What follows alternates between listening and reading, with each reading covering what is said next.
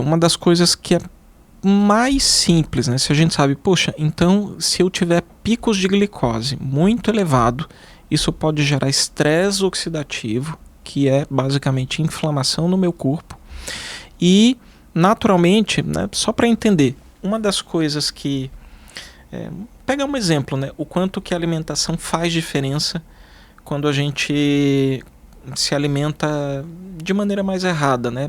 Para nossa produtividade e para também a questão de cansaço e etc. Se no café da manhã, né, convencional que a gente tem, o que a gente vai comer? Pão, geleia, né, tapioca, né, talvez vai colocar alguma manteiga, alguma coisa assim, mas tem um bolo. É basicamente, predominantemente, farináceos, doces, né, coisas de alta oferta de glicose. O que vai acontecer depois? A gente basicamente vai ter 1h30 a 2 horas depois. O que vai acontecer? Um pico de glicose muito elevado eu vou ter, né? Então, se minha glicose, mesmo se eu não for diabético, né, tá ali num jejum, a glicose está entre 70 e 85, né? Uma glicose considerada normal em jejum. Daí ela vai e dispara lá para 150, 160 em uma refeição, em uma coisa que eu comi, né? O que acontece? Meu pâncreas vai lá e fala: meu Deus, o que o Pascoal comeu, né? Que o açúcar subiu de maneira absurdamente rápida, né? E muito elevada. Então o corpo ele já sabe, e o pâncreas ele já sabe, não pode ter muito açúcar na corrente sanguínea em grande quantidade, porque inflama, né? E danifica os vasos. O que ele vai fazer? Produzir muita insulina. Só como ele está assustado, porque elevou muito rapidamente a glicose, então ele vai produzir muita insulina. O que acontece? 1h30 depois de que você comeu ali o pão com a geleia, com o bolo, com a tapioca, né? 1h30 depois, a 2 horas no máximo, vai ter uma queda dessa glicose, uma queda bem vertiginosa. Quando a gente vê num gráfico, ele tem ele é um V invertido, assim, ele dá um pico, depois ele cai. E quando cai, muitas vezes cai para baixo do basal ali, né, do jejum basal. Então, naturalmente, naquele momento, quando você tem esse crash da glicose, nem sempre você entra em hipoglicemia sintomática, que é aquele tremor, aquela sudorese. Muitas vezes o que acontece é você tem outros tipos de sintomas, como névoa mental, sonolência, irritabilidade, né?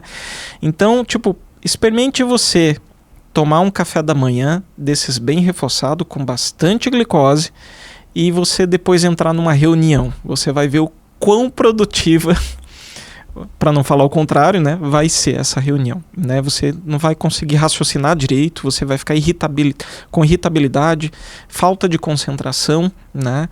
Névoa mental, isso pode acontecer, né? E para outras pessoas, quando a glicose cai mais ainda, que daí é o que a gente chama de hipoglicemia reativa, quando a pessoa comeu uma massa e etc., 1h30, 2 horas depois ela está com tremores, sudorese fria, que daí é porque a glicose já caiu ali para baixo de 50, né? Então, como é que se resolve isso? De uma maneira ultra simples, né? Por exemplo,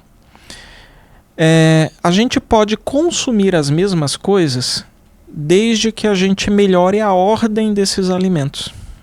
Então, por exemplo, vamos pegar o almoço, né? Eu tenho ali, talvez eu tenha arroz branco, eu tenho batata, tudo bem glicêmico, né? Eu tenho, sei lá, brócolis e eu tenho tofu, né? Sei lá, uma fonte de proteína, ovo, tofu, enfim.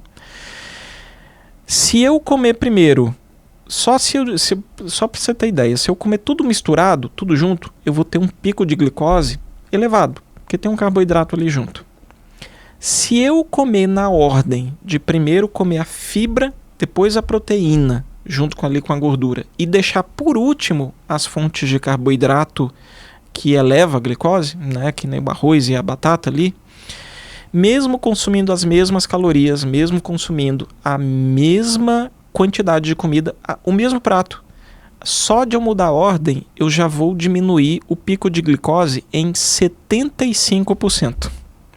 Por quê? Porque eu comi a fibra primeiro, então comi o brócolis ali primeiro, comi a fonte de proteína, seja o ovo, o tofu, enfim, normalmente preparado com alguma gordura ali, né? E por último, eu deixei o carboidrato, né? Então, só de eu mudar a sequência, comendo as mesmas coisas, eu já tenho um efeito tão poderoso quanto se eu tivesse, por exemplo, tomado uma metformina, que é uma medicação para reduzir a glicose, né?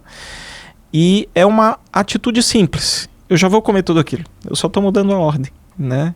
Então veja, e tem muito bem documentado tudo isso, né, cientificamente. Com trabalhos assim nas principais revistas, no PubMed, né, em todos os trabalhos, muito bem feito, muito bem documentado. Então, tem coisas simples que podem ser feitas.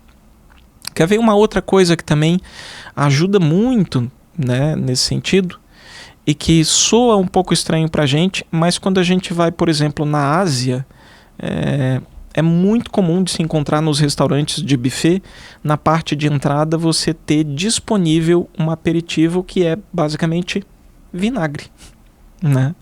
O vinagre, todo mundo agora está muito em alta, o pessoal fala do vinagre da maçã, etc., né? O vinagre de maçã.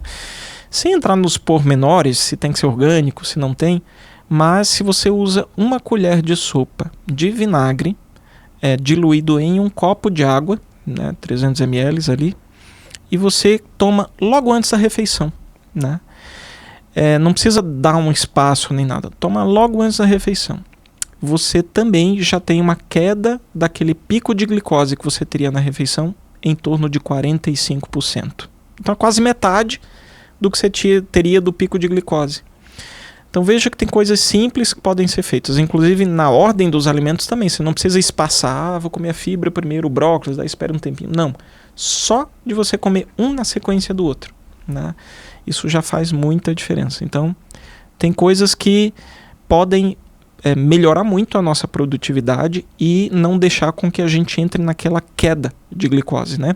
A curva, quando a gente vê no gráfico, ao invés de ficar nesse V, ele faz uma barriguinha, assim, ele sobe um pouquinho, né? E depois ela é mais duradoura, essa curva, e ele vai terminar 4 horas depois, ao invés de ser 1h30, né, esse pico de glicose, ele é muito mais duradouro e vai se manter por muito mais tempo.